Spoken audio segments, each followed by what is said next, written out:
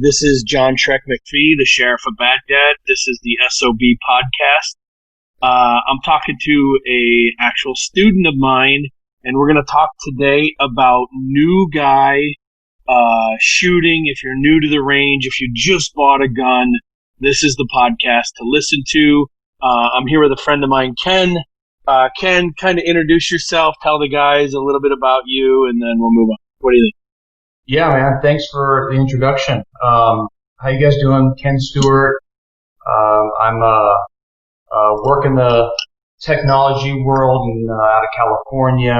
Was in the Air Force for a few years, firefighter, did search and rescue with those guys. Just been shooting my whole life since I was a kid, and never did it well, but wanted to kind of learn and get better. So in the research, got out and found John. Yeah, I think that's the common thing.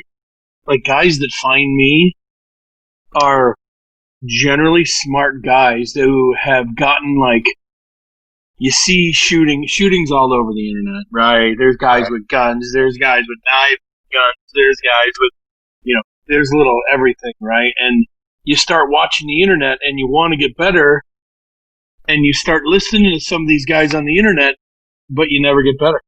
Totally.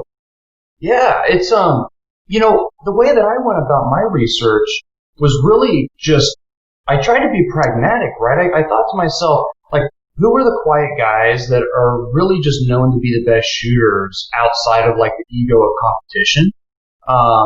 And just start to research them and see, like, what are they doing, right? I know I'm a student, right? Perpetually a student.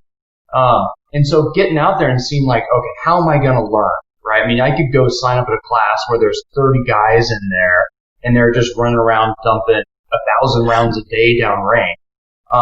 Or I can go talk to a guy that is going to spend time with me and really break down the dumb stuff. It's like, I grew up in judo and jujitsu and, watching old school videos of, like, Hodger, right? And he just crushes people with, like, a hip toss, side control, I take your mount and I cross choke you, which is, like, the most basic evolution of moves. And so I'm like, who can I go to that will teach me those foundational things?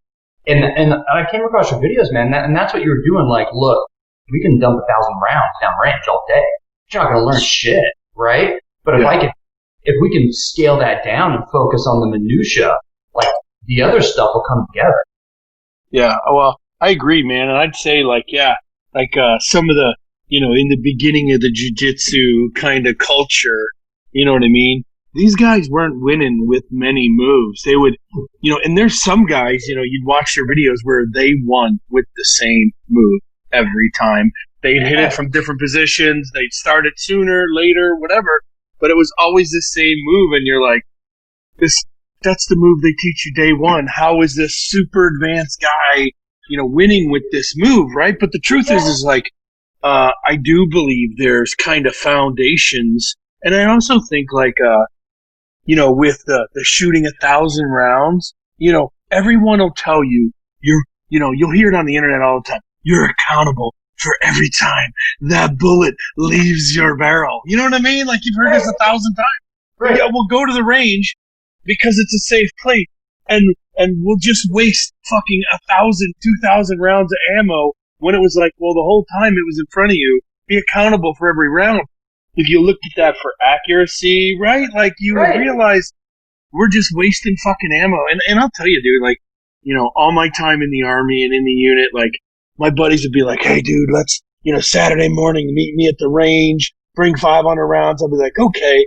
And, like, we'd be fucking off for, like, 480, and then we got, like, our last mag, and the dude's like, dude, you want to work on reloads? Fuck no, it's too late. We could have had 480 good reloads right now. Right. Like, what the fuck? Like, so I just started to realize, like, guys talked about it, but no one actually brought it past eggshell thin, right? Like, you scratch the surface and, well, we're still going to shoot 1,000 rounds a day instead of, like, if I'm accountable for every round, let's shoot these one at a time.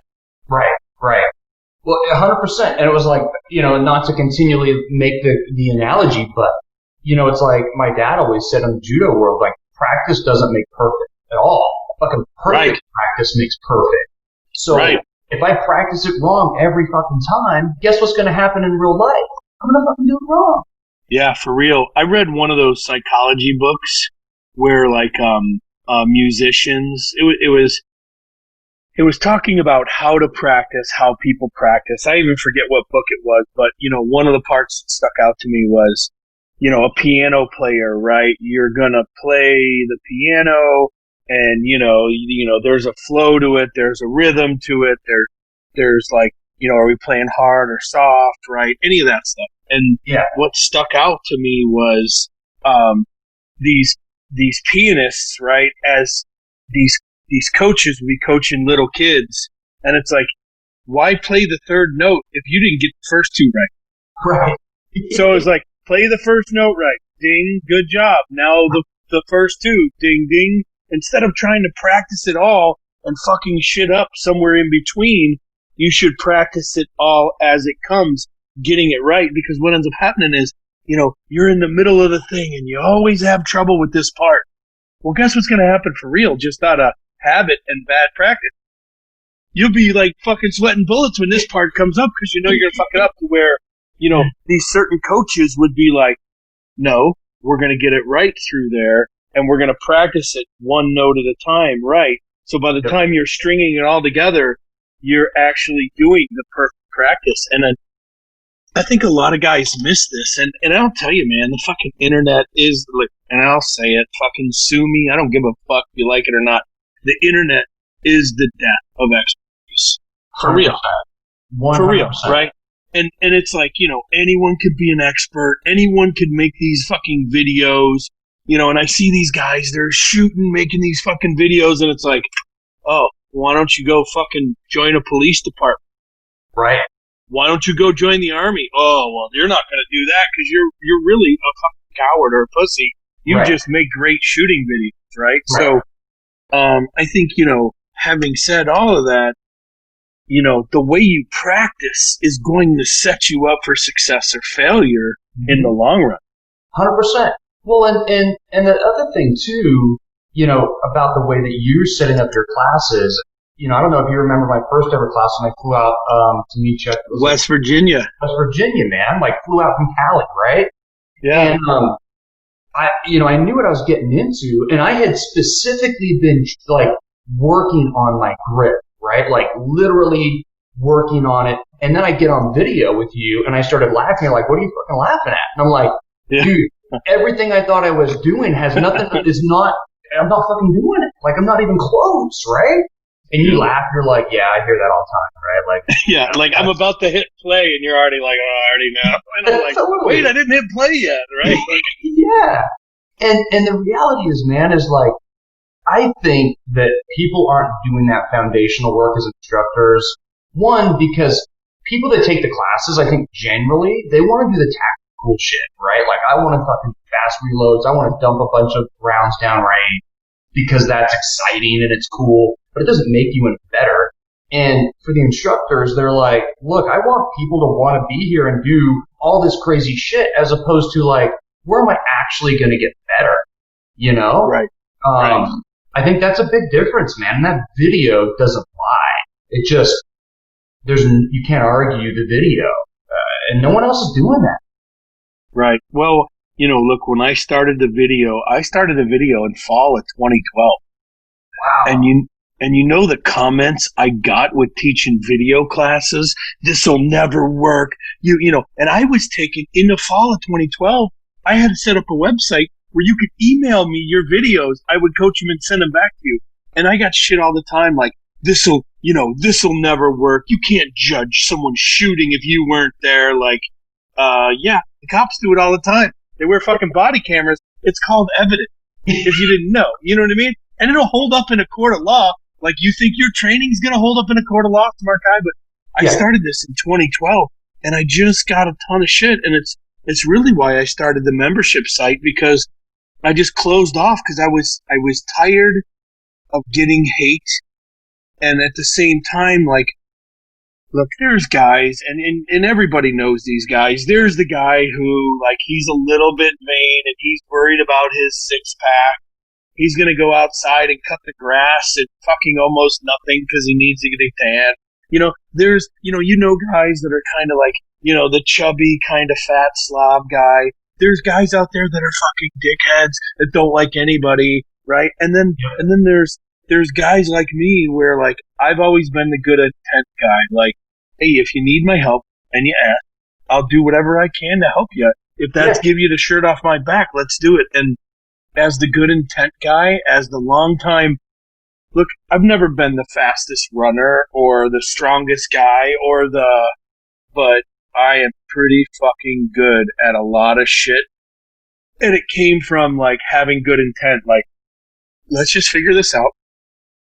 Excuse me. Let's make the best decision we can right now in the situation we're in, right?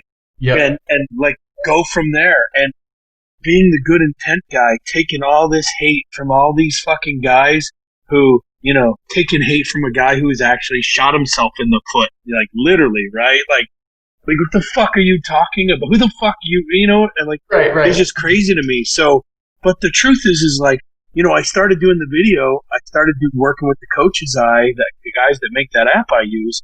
And, like, through them, I started proliferating my video coaching style to pro teams, to college teams, and, like, turns out my style of video coaching is probably at the time, one of the most advanced in the country. And, like, I didn't even know it. I'm like, well, this just makes sense to me. Check this out, right? Like, and they're like, who taught you this? Like, you mind if, we get on a call with the Dallas Cowboys, Coach's Eye guys made them their own app. Like, so you can't tell me it doesn't work, because every pro team, hell, the NFL, like them or not these days, right? Right. The NFL has been doing video and watching game day footage since fucking TV came on. You know what I mean? Yeah, ask those guys that play in the NFL, right? Like, dude, probably, I would say 80% of what they fucking do in practice is reviewing video, right? Right. This you did. How did you react? Like, this situation came up and you went left. Why did you go left? Right? Like, what was going through your head? Let's talk about it. But the reality is, I think, the technology component's fantastic. But also, I think you probably are going to get a different kind of student.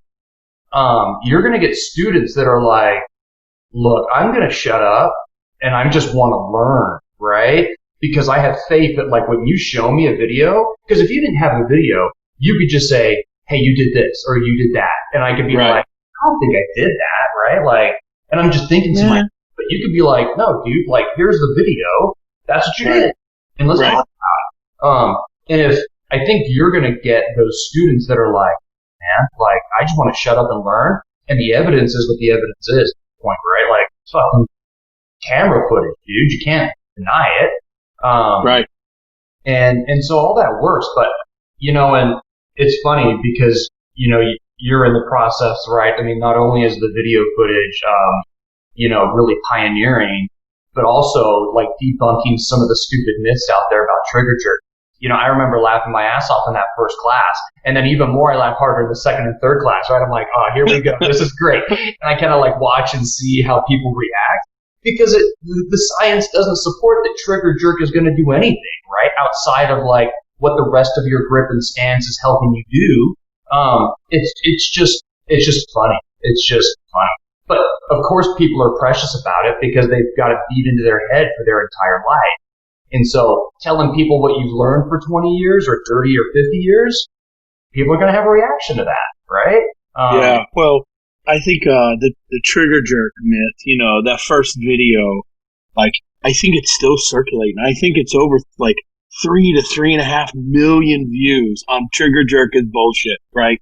And like, one of the things that gave it so many views is fucking guys arguing over it. You know what I mean? And I think, look, trigger jerk, it's maybe 10% of separate conversations, right? Part of the trigger jerk is the gun is aimed low. What aims the gun low? You know what I mean? Part of the trigger jerk is it goes left. What gets the gun to go left, right?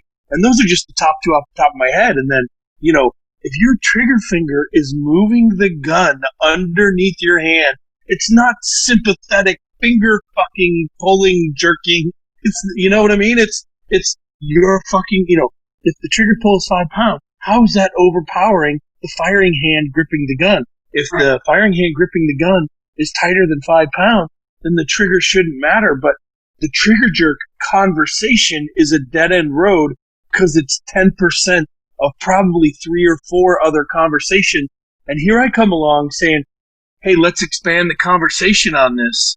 And, well, I'm an NRA instructor. Oh, great. You paid $60 to those fucking guys over a weekend like I fucking did. You got your fucking card, which means nothing because fucking, I did my NRA rifle, pistol, shotgun in a fucking weekend. Right. And because I was from the unit, I didn't have to shoot it all. The dude's like, nah, you ain't even got to shoot. I know how you do. Okay. I'll do whatever you tell me, but having said that, the golden standard, the NRA instructor, here I am coming along and I'm trying to expand the conversation going, hey, it's bullshit because of these reasons. Some of it's here, some of it's here. And as you dissect those conversations, right, you end up getting truer information. And I think this is the problem with the internet and living in the internet day and age is you could make a generic statement that might encompass 3 different things. And, so you make this generic statement, it combines all this shit and you say, let's fuck up. Right. But you're like, hold on, let's break this down. Right? Hey, we do have to have a certain amount of stance to be able to shoot, move well, right? Yep. We do have a certain amount of grip to hold the gun steady, right? As you break those conversations down, what you'll realize is, I gave you this generic term that is only a small fraction of the truth. And I don't think anyone has bad intent. I just think if you hear it for long enough, totally, over time, it's got to be true. Right. Yeah, and there isn't enough people out there speaking about it and, in other ways, right? Like, there's very few people, I don't know of anybody but you, that is out there talking about that, right? Or even dissecting that chart. Like, what the fuck is that thing called? Like, pie chart. Yeah. The funniest thing is, man, I've literally been shooting, like, a lot of your listeners, like, the first time I shot was in, like, 6th grade. My dad handed me a G17, and I'm, like, 90 fucking pounds soaking wet, and I hated like, grabbing a brick, right? And so I had never seen the pie chart, even since then. And then a couple of years ago, I became an RSO at my local gun range in California. And all of a sudden, I started seeing the pie chart, even at the gun range, and I've been going everywhere. And now I start seeing it everywhere, and I just walk by and laugh, right? Like, I'm not even going to have a conversation with the range folks. It's not even worth, like, the battle, because they're like these old curmudgeons that are 200 years old, and, they've been at the range forever, and you can't teach them shit, right? Because I've been doing it this way my whole life, and that's fucking the way it is. But it doesn't make any sense, dude. Like, when you break it down, it's the funniest thing. Like, when you take a step back and don't just accept something, but then you take a critical eye and go, okay, like, let's break it down. Like, why would this do this? It doesn't make any sense, right? Yeah. And so it's eggshell thin. It's eggshell thin. Yeah, 100%. You know what's funny, too, is now, and I don't get into it because I hate the internet trolls and, like, I don't want to get into fights with people online. You just see shit now, like, where people say things and you're like, come on, dude, like, look a little further than what you're trying to run, man. Like, just try to be discerning when you look. And like you said, the internet, man, because anyone can fucking Google anything. And the most popular response comes up, and so that's what they buy into is gospel. Right.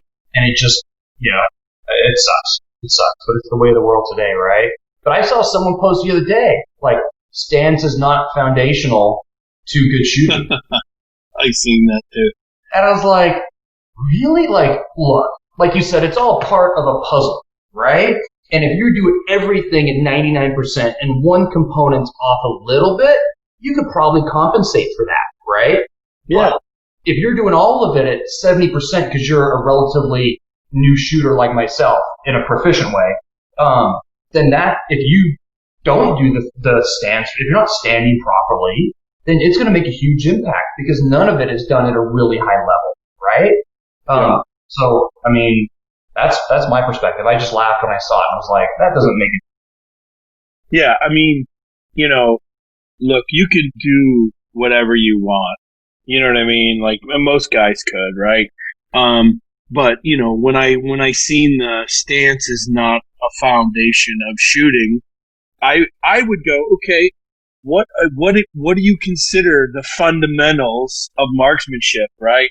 And it's like trigger squeeze, fucking breathing's in there. Like, okay, so of all the things that people call a fucking fundamental of marksmanship, you're going to call out stance, but not breathing? Because, like, I would say this, breathing is a fundamental of life.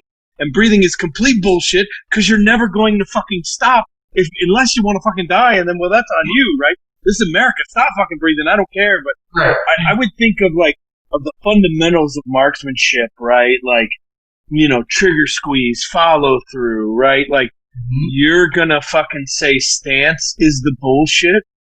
Right. Like, I would say, I would attack breathing first. 100%, man. Absolutely. Yep. But, there's, in today's day and age, there's so many videos out there, and the videos are just for views, right? That you can't get a sense of what you're supposed to be doing or what is actually good or not. You can't these days, right? Especially if you're on the internet. And I feel like, guys do shit for views, and I also feel like in the doing shit for views, I think that the average, civilian in the United States, the average cop in the United States, the average military guy, or the average Delta Force guy are going to be in different situations. Does that make sense? Yep. Right? And the average concealed carry holder in the United States, right? Like, a police officer might have to shoot at 25 yards. A concealed carry holder in the United States, I would highly advise against it. Yeah, especially if you suck in an urban area. Just saying, right? Because you got enough distance where the vast majority do. Let's just be honest. Yeah, and I would say at that distance, as a concealed carry holder, go away, go somewhere else. Like, probably shooting is the very last. I don't know. Could it happen? Yes. I'm not going to say it can't happen, but I would say the 90% probably don't do it. Where a cop might have to do it, or a military guy might even. This is not an option, right? So, having said that, I think a lot of guys, the internet always shows these 1% situations. The shoot and stab and the slashing with the knife, right? Like, seriously, right? And then I've done I just did a podcast about knife fighting and guns, right? And, the guy who trains the unit, his motto is use the steel to get to the lead. Okay. You know what I mean? And he also says, like, if you're going to bring a knife, finish a fight, carry a samurai sword. You know what I mean? Right. Just saying, right? So, I've talked about this before, but the internet loves to show these 1% niche situations, and then this is all guys are training on, where the 90% of it, the fucking good marksmanship piece, just being solid, pulling out the gun, drawing in a decent time, like, guys aren't doing the 90%. They do the 1% because this is what the internet shows all the time.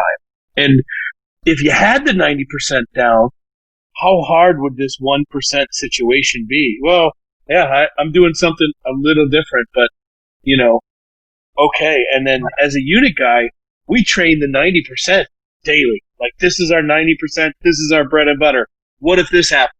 Right. Well, we got to figure that out at that time. But because I'm good at all these other things, this won't be as bad.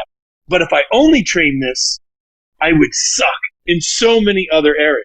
Totally. It's no different than, it's so applicable to so many different things in life, but people, I think, struggle to put it into like the practical components of like shooting or other things. It's like, I've got some friends that run a really fantastic underground no-gi school in Salt Lake City, right? Pat, who you met in Salt Lake. Yeah, yeah. That dude is a legit badass grappler. And you'd never guess it by looking at him. He will choke the fucking life out of like the vast majority of people walking around.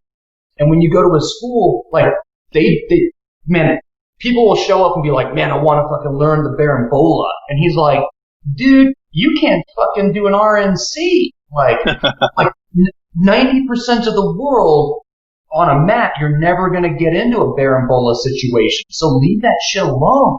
Or even in the corporate world where I live, you know, day in and day out, it's like teaching your team to say, look, a non-decision is worse than a bad decision. So let's get 80% plan develop, and then let's go. And the 20%, dude, those are the variables of fucking life, right? Like, and we'll figure those out because we're smart and we're educated and we have the skill set to navigate that balance. But if I sit around and try to build a plan to 100%, dude, we'll never execute. We'll never move forward. So let's rock and roll, man. So I tell guys who are perfectionists all the time, done is better than perfect. Right. Because if you're waiting on perfect, we're going to be waiting a long time. Yeah, we're going to miss the mark, right? Like the situation will have moved on without us. So, I mean, it just makes total sense. But I think people struggle with that because that 1% niche shit is the cool stuff that people are like, oh man, there's a guy running at me from 3 feet and, you know, he's going to do this and he's going to do that. Or, you know, the other thing to it is, you know, is just being smart about when to pull a weapon and when not. If you're in a concealed carry situation, the best, and someone's at 25 yards, like, do you really need to pull your weapon at that point? Some situations, yes, right? But a lot of situations, no. And like you said, thinking through, look, if I pull my weapon, that's a death sentence. What's happening right now, a death sentence for this guy? Or because I am just a typical Joe Blow with a concealed carry, what about my backdrop, right? Where am I putting things when I end up missing fucking 3 out of my 5 rounds, right? Or 4 out of 5. And the reality is, man, I forget where it is, so someone's going to call me out on this, I'm sure, but there was a couple years ago, I think it was in California, there was a car chase, and some cops got into a shootout with this guy in an Explorer. There was 3 cop cars from 10 to 15 feet, they all came up, surrounded him. They dumped 117 rounds into this Explorer and hit him 3 times. And you're like, all right, guys, really? Really, we can be a lot better and smarter, right? Agree. And not put people in danger that don't need to be. Yeah, remember the Times Square shooter was the same thing. Over 100 rounds shot at him in Times Square. He lived, 9 innocent bystanders stopped. Right. Not okay. Yeah.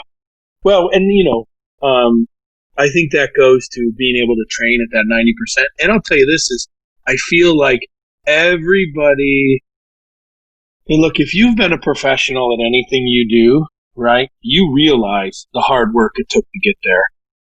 But if you've never been truly a professional at high level at anything, I think you think that there's a little bit of magic, give me this hot tip, right? Give me this. And the truth is you want to be good, you got to put in the work, right? And that could be a lot of fucking work. Now, right? If you start in my classes, look, I could teach you all kinds of shit, but 6 months from now, what the fuck are you going to retain and be able to do? And the truth is, that's why my shit's so fucking simple.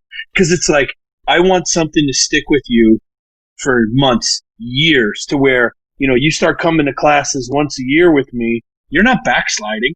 And I'd also say this is why I don't do shoot-offs anymore in my classes. Because if you show up to a class, having been to a few, and there's a new guy out there, you're going to be looking at this guy dang, look at his target down there. This guy's fucking hot shit.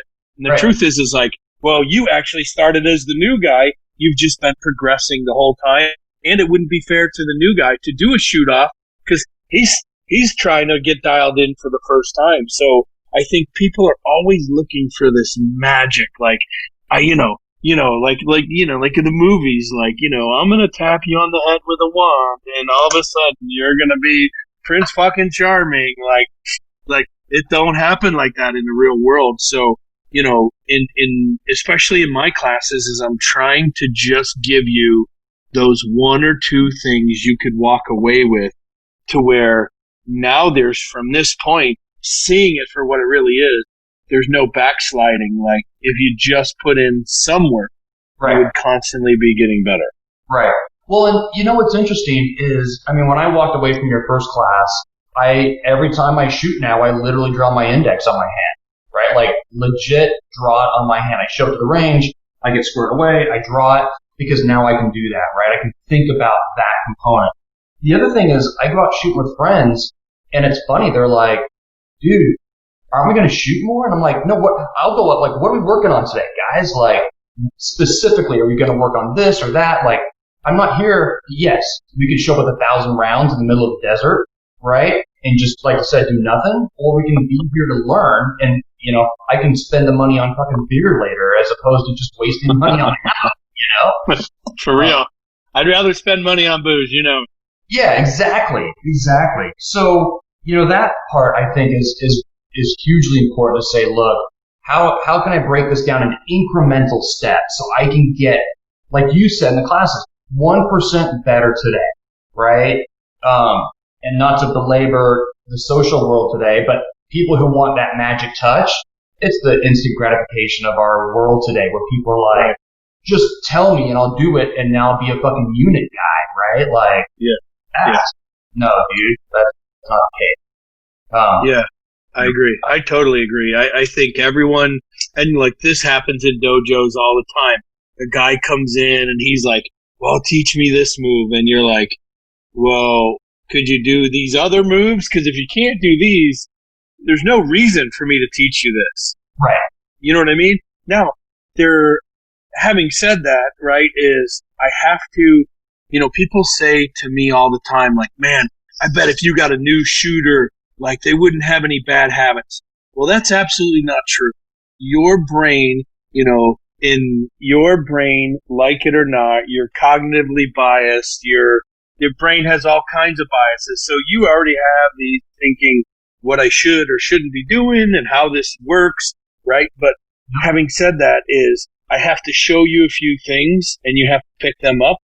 Now I start to tweak those things and we can move on to something else. And then we're still tweaking the first stuff, but the first stuff's starting to get better and better. And I can teach you another thing, and then we start to tweak those. And then before you know it, the stuff we started on, well, you don't got to worry about that anymore, because I have done that so many times perfectly that I'm just going to get it perfect. Right. And then I can constantly tweak. So the not having any bad habits, not as true as you think, right? Like, you could have no bad habits. I can show you how to do an armbar in jiu-jitsu today. It doesn't mean tomorrow you're going to have the perfect armbar. Totally. It takes time to hone that. When do I start to get this? Where do I need to be? Where do my hips need to be? Right? Like, it takes time to hone that. So I would tell anybody is it good to come to me first? Yeah, because I can set you on an easier and simpler path to get better.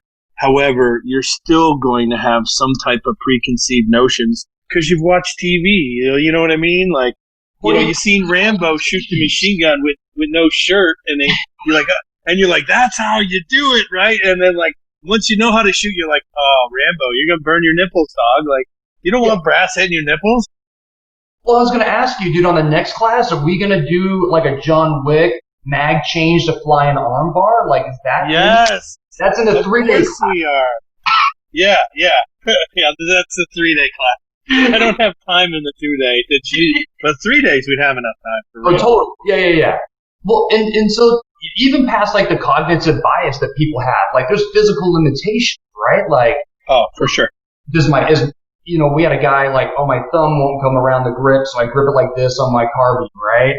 And then at the end of the class, he was gripping it the right way, right? Right. You had him get it because you figured it out with, and it was funny. Like, I still struggle with stance and just leaning forward. It feels so simple, right? Like logistically it's simple, just mid-stride, right? But I still want to get to like the statement you hate, which I'm just going to use it for layman's terms, like the athletic stance, right? Like, hey, Ken, well, what if I'm a fucking swimmer? My athletic stance is laying down, right? Yeah. But like, it's still like I have to work through it. And I've spent, days and days with you. But I know that I have that bias because for me, and Pat and I were talking about this in Salt Lake. He's like, dude, I played football, wrestling, and jiu-jitsu my whole life. Like, if I'm going to do something that I'm grabbing or doing something physical with, I get a low stance because that's how my mind works, right? And so breaking, like you said, that cognitive bias of like, I'm used to doing this every time. You got right. But it just takes time. You just got to do it every single time. Yeah, I think the, with the cognitive biases and,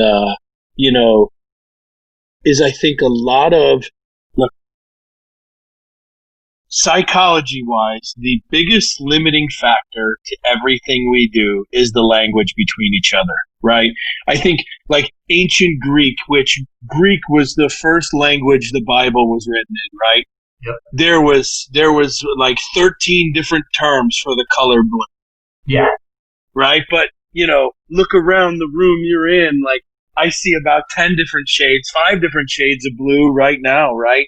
So, if I told you, hey, grab the blue one, and there's 13 different blue ones there, you'd be like, and then, but then you would go and be like, hey, you just grab the blue one. And guys like, oh yeah, just grab the blue one. And they get there like, there's a lot of blue ones here, right?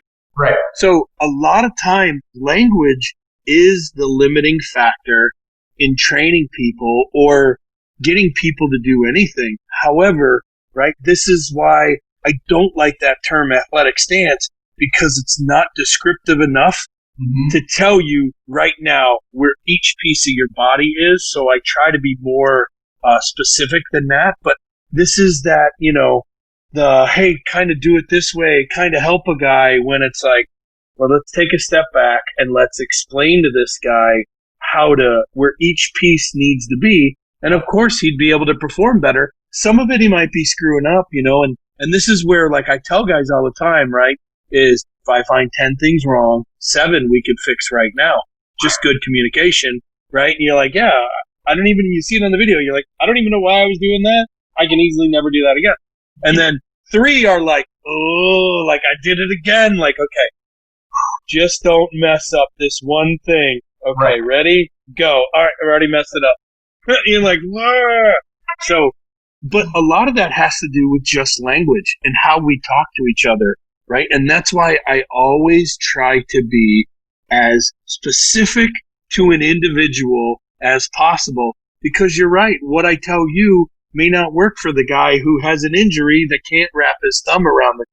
It may not work on the guy who had knee surgery and he's really got to keep the weight on one knee, right? Yeah. And this is where specifically I talk to them. But, it's the language piece that's the huge limiting factor in the gun world, right? Because when you're cool, you're using big words, right? Oh, bro, this is dynamic. Dude, man, bro, you got to do the dynamic. Like, I was hearing guys telling me I was doing dynamic shit. I never even heard dynamic anything. My whole time as a commando, I'm like, oh, they're like, oh, dog, you do that dynamic entry? Like, no, we kind of just like run through the door. Right. Yeah. Oh, that's dynamic entry, right? And I'm like, no, it isn't. You would go through a door anyway. We do the same thing, right? And so, but guys are putting these big words in to sound cool, but really it's muddying the water of actual communication. Right. Yeah, 100%, man. You know what I keep waiting to see when I show up to one of your classes is a dude to show up with just decked out in tactical shit, right? Like fucking vest on and, just like a Kevlar helmet or something. Just like, is this dude for real? Like, did he really show up this way? Like, I keep waiting for that. Does that ever happen where people show up and you're like... So, hey, in 2012, 2013, when I first started doing the videos, I transitioned from the 2,000 rounds over a weekend, or 1,000 rounds over a weekend to, maybe 100 and some a day, When I transitioned to that, I was still getting the guys wearing full kit, all their guns, and it's like, I'd be like, dude, it's a video class, like, you got to like, is it your job? You always trying to train in your gear or something. What do you do? Oh yeah, I'm like a pharmacist. Like, I'm a dentist. Yeah, like okay, ditch the helmet, body armor, and put on a white coat, and that would be more realistic for you, right? Like, I don't really get those guys anymore, and I'll tell you why. Because guys see me doing the video, and if a guy thinks highly of himself, he has ego. He don't want to be judged off the video, and that keeps a lot of guys at bay away from me. And there's been a few guys come out that couldn't handle they couldn't handle the, hey, do this, do that, rotate this hand, do these things, right? Where most people are like, okay, and then by the end of the day, everybody's shooting in the 3-inch circle. This guy he'll be shooting whatever he is, and he just can't see that he actually isn't getting better, and everyone around him has rapidly advanced. He thinks so highly of himself, he can't see that. And then normally, there's been a couple times where I'll get a guy like that, and then I'll do the shoot off at the end of the day, and we'll do like a walk back, and like, it'll be the guy with the $4,000 Glock. His ego is bigger than him, and he gets beat by some dude with like a rusty SIG that his dad gave him. You know what I mean? And it's like, and then there'll be a point where I'll have to tell him, and I only get this like once a year or so. I'll have to tell him, like, look, if what you're doing is so good, how did the guy, the rusty SIG out of the sock drawer, who it's his first class, how did that guy just beat you? Yeah. And that's normally when the guy's like, fuck, because he knows he's got a $4,000 Glock. He knows he's got all the gear. He's got all the, right? Because that is generally the answer. Better gear, right? You're going to get better. But the truth is that ain't true. No, it ain't the tool. It's the craftsman behind the tool, right? Right. It's never the arrow. It's the Indian. That's 100%, man. 100%. So it's interesting, right, that you've evolved in the way that you teach so much. I mean, for a guy that was in the unit and then sergeant major in, SF, right, you taught for years and years, or were over some of that, learning, and then to fine tune it as much after the fact. Like, what's a catalyst for you to continue to evolve how you instruct? Man, I'll tell you, I started to learn that, like, we sucked at a lot of shit. We're out there teaching fucking, we're out there teaching every day. We're out there shooting every day. But, like, for me, it was, man, when I finished OTC, I was probably a C-class IPSC shooter. I got to the point where most of my career I was an A-class IPSC shooter, and I just couldn't cross into master class, right? And it was the kind of plateau effect. Yeah. The more I shot, the harder I tried, the more I did, the worse I got, the more I plateaued and never got better. And then when I started messing with the Coach's Eye app, and I realized nothing I was ever told, no advice I ever gave was really true off the video. What the fuck am I seeing here, and how do I actually explain this to somebody? Right. When I realized there's more to this conversation, and most of what I was trained, or most of the way we talk to each other to train, was generic information, or, train the trainer, grapevine information. With the grapevine, it's going to come back hookers and blow, no matter what the fuck no matter what you started with, it's going to come back as hookers and blows. So the grapevine is actually train the trainer, and it gets worse every time you train the trainer, right? So I realized that, we are not speaking specifically enough to each other. Language was our big barrier. And then as I took a step back and started to fix myself on all these little things, that I tell everyone to do in a class. What happened over time is, first IPSC match I go do, I shoot master class easily for the first time in my life. And then I got to the point where if I'd have a good day, I'd be closer to grandmaster times in that. Now, I don't pay to be in IPSC. I just kind of go to matches and I got to compare my scores to other guys, right? But for the first time, when I backed off and slowly started to fix all these little things, I started to get better with less rounds. Mm-hmm. Right? Because, and I think this is human nature, is the more you do something, the more reps you get, the more this is a slippery slope. And this is what puts people on the top of the food chain, is cutting corners. It's what keeps us on the top of the food chain, right? But the reality is you start cutting corners when you want to get good at something. And now you're on that slippery slope downhill where you're starting to make mistakes. But since you rounded that corner, every time you round that corner, that rounding gets a little bit bigger because rounding the corner is okay. Right. And then next thing you know, you round that corner so much, you're like, fuck am I doing? How did I get in the middle of the room? I was just rounding the corner a little bit. Like, dude, you're 6 feet away from the fucking wall, right? So, it's that, the more you do, the harder you push, the more it's that slippery slope downward. And I think that's human nature at everything you do. You know what I mean? And I think in today's day and age, people are not allowed, right? Like, I don't know, 100 years ago, there'd be, if your dad was a bricklayer, you're going to be a master bricklayer. Why? Because you started laying bricks at 4 and seeing bricks and seeing the technique and seeing how it's done. And then, and then you were an apprentice. And then look at the Templars. You were an apprentice for a knight for 10 years. Weapon selection, gear he wore in the battle, right? Like, and then all of a sudden now you're in training yourself. But it's not like, you just started this. Today's day and age, like, look, the average person thinks buying 100 rounds a year is a lot of bullets. You know what I mean? And to be a master level, even if I told you, hey, shoot 1 round a day, think about if you shot 1 perfect round a day, that would be 365 a year, right? That's still more than the person thinking 100 rounds or 2 boxes of shells. That's a lot of ammo. That's what my family tells me.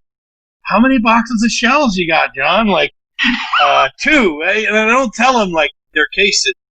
But right. I don't tell them, like, they're like, whoa, you got, my aunt calls me Johnny. She's like, Johnny, you got 2 boxes of shells in your truck? Don't you think that's a little much? Like, no, I don't. Right? Like, yeah. I didn't tell her those 2 boxes. 1 box has 2,000 rounds of 9mm, and the other one's 1,000 5.56 at all times, right? But I didn't tell her that. But people think like, the book Mastery, right? The guy wrote you needed 10,000 hours of a top to get better. The truth is that isn't true. And he came back and rewrote a paper how he was fucking wrong in the book Mastery. And that paper said, if you were doing it perfectly that whole time, you wouldn't need 10,000 hours. Right. However, if you fucked up a lot and learned from your mistakes and I'd also say this is like, Gracie Jiu-Jitsu, right? And we talk about Jiu-Jitsu all the time. Gracie Online University. If you've ever read, it'll take you, if you do the online university, it says in there, it'll take you up to 14 years to become a black belt. Right. Right? But this is online. Well, think about this. What if you went to a black belt every day? Right. You know what I mean? And then look, in my day, right? Like, when I started doing jiu-jitsu, the dudes that were teaching in the dojos downtown were just new blue belts, and I already had a second stripe. Yeah. So it's like, how did I nowadays I could have been hitting a black belt. I'd have been a black belt by now. Back in the day, like, and then I'd go to dojos and I'd show up and be the blue belt, and they're like, "Oh, you're the instructor?" Like, right. No, I just came to roll open mat night, right? Like, I just want to choke someone out. I don't want to teach anybody, and I get stuck teaching. And then it got to a point where there was a couple purple belts around, like, holy shit, that guy's a purple, Yep. To where nowadays, like, dude, I got buddies that are with black belts every day. Think about how, what do you think it would take you to get a black belt if you rolled every day with a black belt? And so that's kind of what I'm trying to do with the classes, and that is, give you that black belt information, because, all you're getting off the internet is all that white and blue belt shit.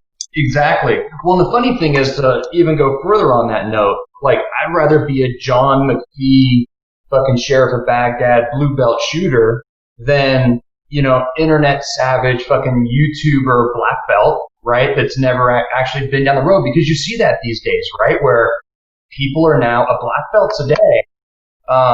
Could be different than it was a few years ago. Right now, the game has evolved and all that kind of stuff, but there's a lot of people out there that just get the time and service black belt, right? Right. It's diluted to, further to that point, right? Like, look, I could go train with you and a couple guys that you respect, and you're like, man, that fucking dude is dialed in. Like, take one of his classes, or whatever. Yeah.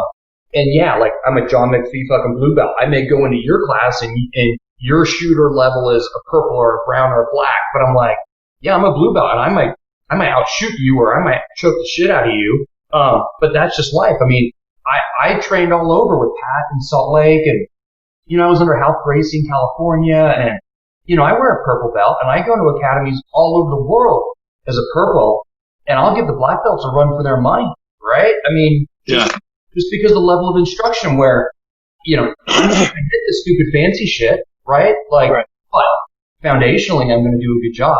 Where, same with you, like, I'd rather focus on those fundamentals and then have them go, man, your draw stroke is slow. Yeah, it might be slow, but as soon as I hit that extension, bang! Like we talked about the other day when we were doing the video training, right? Like, you don't have to be the fastest runner, but if I can beat you by a tenth or a third of a second in each of those evolutions, now I beat you by 3 seconds, right? Right. And that's where I want to be. Like, right. I'm not looking to, I'd love to be the best at everything, but I'm just looking to be better than I was in every single component, which will then aggregate into much better in an overall shooting situation. Yeah, I agree. Well, I used to call that building the core. Is, if you're a really good skydiver, and you're really good at jujitsu, and you're really good wrestler, and you're a really good shooter, and I may not be the best, you know what I mean? And all these things, I try to be like top 5 of guys in all these things. Well, before you know it, like, you're fucking hard to beat. Not only are you hard to beat, but I'm confident. I'm going to run my race. I'm going to do my thing. I know my strengths, right? I know my confidence. I know the things where I'm going to cheat this a touch for speed, but these things, like, I'm right. Focused here, right?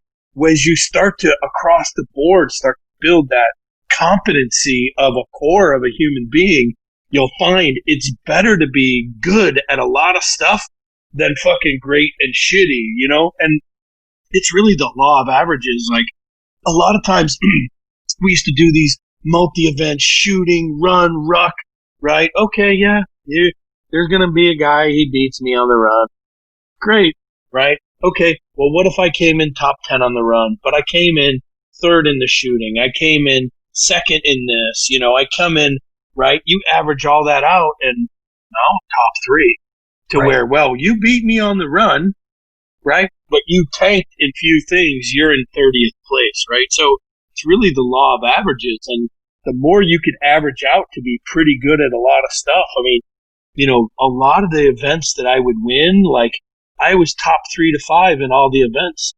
If you won one and came in 10th, you're now 5th. What if I took 2 thirds? Right. So, right. It's just about, there's no perfect. It's varying levels of better. But at the same time, you're pretty good at each. You know what I mean? That core is going to be better.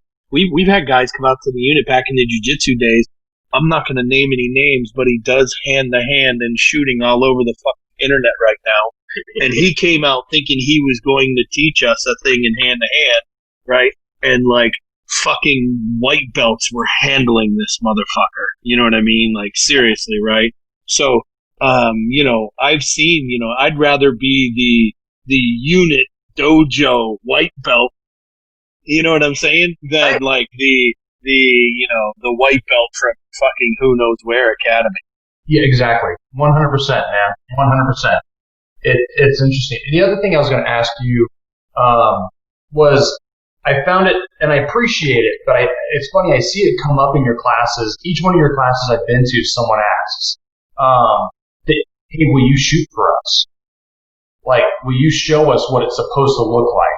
And I think the response is fantastic, which is like, why do you need to see me shoot? Right? Like, the way I shoot has nothing to do with you. Like, we're here for me to teach you fundamentals and then look at video, and I'm gonna show you specifically what you need to work on. Like, don't clutter your mind with what John does, right? Right. Think about what Ken does and what does Ken need to do differently. Right. Yeah. You know? No, I get it. Look, I used to do, before the video, I'd show up at the class. We're going to do a drill. I'm going to burn all you guys down to put you into place. Basically, I just pissed all over your legs to mark my territory. Yeah, right? Yeah, and then like everyone's like, well, dang, right? And then the problem with that was what I was finding is I was mentally turning guys off. And, what the brain does good is rationalization. Well, he's a lifetime. So he's on the range every day. Of course, I can't do that, right? And I shut guys off before there was even time to learn. And then, what I tell guys these days is, okay, let's just say the New England Patriots, Bill Belichick, more Super Bowl rings in the past few years than any other team in history. Yo, you see Bill's old ass out there shagging the ball down to the fucking, like, no. Bill's going to get out there. I'll do this shit myself and take it to the 1 yard line, right? Like, fuck no, he's the coach. He is talking to everybody to get the performance they need. Hey, and then, as a coach, some guys need the tough talk. Hey, you're fucking this up. What the fuck is going on? And right. Some guys, they need the, hey, you got this. You know what I mean? Like, you've been owning this guy. Like, go for it. So, this coaching is, look, everyone in the gun industry, they're now coaches after COVID, which drives me fucking crazy, right? Which I've been saying as a coach the whole time. But training, in my eyes, right, this is what we consider training in the unit is, hey, you're on a team of 5 guys, right? And it's like, hey, you got to do the yearly sexual harassment, Army seminar for sexual harassment. Like, well, it's just the 5 of us. Who the fuck are we going to harass? But we have to do this. You have to do your sexual, and we go to that, and that is training, right? Because no one cares when you leave that you really know this, because it's not going to save your life one day. Right. To where when we were talking to each other and we were self-coaching the whole time, and that's why I think training is shit that isn't going to save your life, and coaching is shit that is going to save your life. And coaching, I need to know that you understand, and I need to know that you could perform, right? Because this is the best situation for you. So guys always want me to shoot in class. And the truth is like, it's kind of irrelevant to your getting better, because the video, the cruelest joke I could play on a guy is comparing him to him on the video, right? Because you see yourself on the video. Yeah. Sky's the limit. You're like, fuck. That up, I like this up. So you see yourself, the sky's the limit. You compare yourself to someone else, right? The brain does it what it does best, is the rationalization of, I'm probably never going to do that. You know what I mean?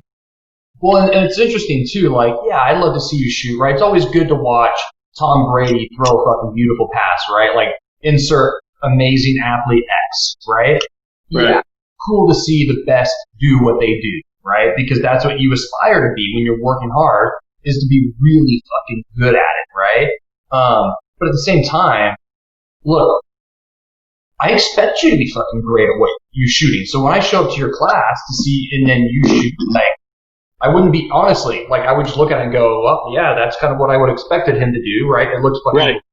And they're in the circle like they should be. Like, now let's move on so I can learn how to get better myself, is how I would look at it, right? Like, yeah.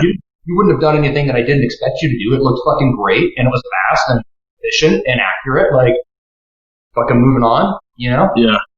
Yeah, I'll tell you, the classes where I've actually like shot to show someone something. It's always the behind me because they're like, dang,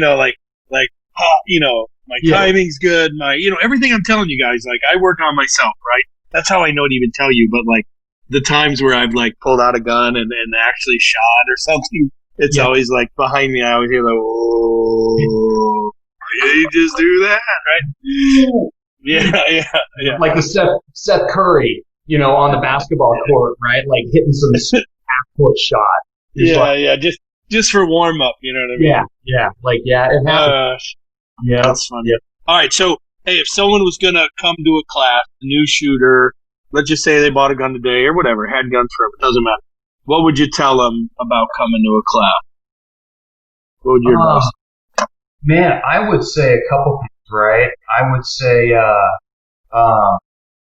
the first thing is check your ego at the door, quote unquote. Just show up with an open mind, like whatever happens today, whatever I hear, I'm just going to absorb it because it may be contrary to things I've heard previously. The other thing is, I was surprised, probably 40 to 50% of your class is kind of classroom, right? Like, is the video diagnostic stuff. Just know that, and be open to the fact, man, we're going to be sitting having a conversation for, a while and talk and look into the video diagnostics. And also, when you go through it, and I really appreciated this, and I don't know that others did, but I appreciate it, which is when other videos are up, wait till the end of their videos and also ask questions, right? Because although you may see something in mine and talk to me about it, when I see you talk to somebody else, I may hear something and I may hear it differently in the way in which you talk to someone else. So just pay attention throughout, all of those. Yeah, I would agree. You're definitely going to hear stuff you haven't heard before. The conversations, we're trying to talk through it all, which is the conversation you haven't heard yet, because you're still, you're hearing the trigger jerk and pie shark bullshit, which you're like, okay, I got the trigger jerk. What do I do? Oh, don't jerk the trigger, right? What if that wasn't the problem to begin with, right? Yeah, so exactly. You're going to hear that. And I tell guys all the time, the more videos you watch, right? The more videos you watch, the more you're going to walk away with, you know what I mean? For real. That's all for real. Right. And I would say too, 100%, but don't feel, I hope someone listens to this, because I think your name and your, experience can potentially be intimidating for people. They're like, man, this fucking commando, sheriff of fucking Baghdad, killer, I'm gonna go learn from him and I don't know anything, right? Why would I go learn from that guy? No, man, I've seen you instruct super green people, and just your approach, not to blow sunshine up your skirt, but really just, I think, welcoming, and there's no ego on your end. No one gets called out or anything. And so just don't be afraid to be man, I can go learn from someone with that experience level. Fuck yeah, man. Don't be intimidated by it at all. Right. Which I think a lot of people may be that way. I was, and I don't get intimidated by shit. Things don't fucking scare me, right? I'm kind of one of those guys oh, fuck it. Let's roll the dice, man. Yeah, let's do it. I flew across the country to take a class from you. I don't know if you remember, but I didn't even introduce myself. I showed up quiet. I was in the back corner, just putting my stuff together. You were kind of looking at me funny, and then all right, shoot. And I was like, man, what a pussy. You didn't even go up and introduce yourself to this fucking guy, right? But I was I'm a quiet guy when I don't know people. And, yeah, me too. I just I hang back and I just observe. So don't be like Ken. Yeah. No, I think that's look, that's one of the things I absolutely despise about the gun industry is, someone, because you're new, you're going to break some unwritten, rule, right? That you don't know about because you're new. And then you're going to get yelled at, and there's going to be, they're going to cuss at you, and and then you're never going to come back to a gun range again, especially that range. And and this completely bothers me, and look, you've seen this on the range where like people are pointing guns in funny places, and I'm like, okay, let's not do that. Like, put this in, do this before anything else happens. And most of the time, they're like, okay, like, because they don't know, right? The new shooter doesn't know. So I despise when, look, the Second Amendment, it's going to go away one day. That's for real. That's real talk. Like it or not, yeah. I don't care what your argument is. If you're going to kill every federal agent, it's fucking going away. The way we not let it go away is we need more people. Everyone should own a gun. We should be helping our neighbors, right? So that kind of despises me. And I would tell guys, like, yeah, I'm not going to yell. Like, you might point a gun at me. I'm not going to freak out. Like, yeah, you may not want to do that here, right? Yeah. But that's how people learn best, right?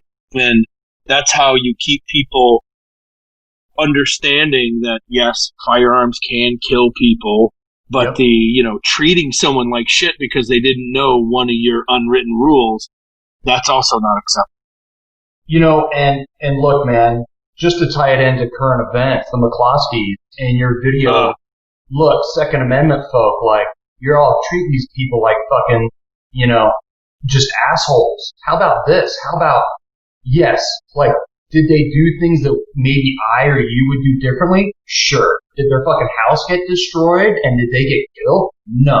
So how about instead of motherfucking them, we help them, right? Or anybody else. You're at the range and you see someone do something like, hey, dude, like, how you doing, man? Like, first time on the range, gonna help you out. Like, let me help you so we can get real, to your point, to help the Second Amendment stick around. Let's get people better. Let's get people more educated. In that way, we've got a better platform to stand on to say, look, yeah, there are a shit ton of guns around, but the vast majority of people are really well trained and educated and safe. And so we're going to take them because there's no need to. Yeah, I feel for those people because, like, I've heard everything from, well, they're rich, fuck them, they're Democrats anyway, fuck them, and it's like, no, like, these are exactly the people that, are going to help us to keep our fucking Second Amendment, right? They were in a bad way. Yeah, maybe they did things the best they could. It's on them, right? But the truth is from here on out, like, if someone was to show them, if someone was to help them, they would be more willing, and they understand the importance of owning a gun now. These are the 100% the people we need, more than the people who are like, oh, fuck them because of these three. Well, and I would argue that to the ends of the fucking earth. It's like, oh, you want to say fuck them because they're wealthy? Like, okay, like, what does that have to do with protecting your home? Like, oh, they're a Democrat? They may have a different political stance than I do, but they still took out their weapon to protect their home. So what does that have to do with anything? It's like, how is that different than what you would do? 100%. They're just people trying to protect their home. And, I had a bunch of friends in the jiu-jitsu community that literally were like world-class, like ABCC guys that were like, hey man, police department in my city, I will teach you for free. Your academies at your police departments, we will help your officers get better with what will help control people, right? Like, learn how to control, learn how to do things for free just to get people better. And I think if the gun community were to do things like these guys, and just help them get better instead of motherfucking them, then we'd all be in a better, just across the board. Yeah, I completely agree, man. Completely agree. All right, hey, we'll wrap it up from here. I'm John Shrek McPhee, the sheriff of Baghdad. Talking to my buddy Ken here, and we just kind of wanted to talk through, like, if you're a new student, kind of what to expect, and how maybe this differs from what you normally hear off the Instagram.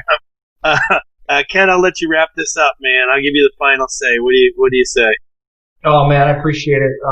Thanks for the time, man. This is fun. I hope people hear and really think about taking some classes, from you and just try to get educated, safe, and get better. I think, if we own firearms, man, we owe it to ourselves and our community to be really proficient shooters and safe, right? And I agree. I think I hope people take it to heart and join. Thanks, man. Thanks. All right, Ken. I'll talk to you later, buddy. All right, thanks, man. Appreciate you. Did that go okay? It was my first ever time doing it, dude.